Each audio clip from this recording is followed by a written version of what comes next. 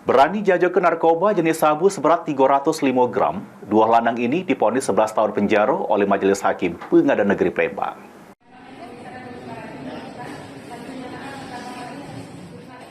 Lukman dan Edi Kelana, dua terdakwa kasus narkotika jenis sabu, ini harus duduk di kursi persidangan Pengadilan Negeri Palembang.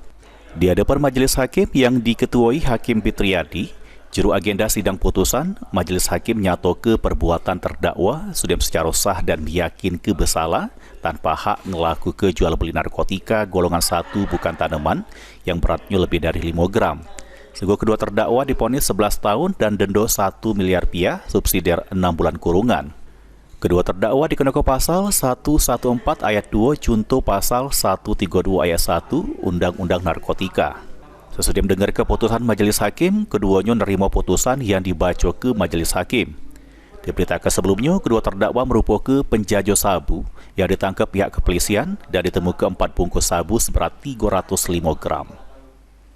Lutfi, PAL TV.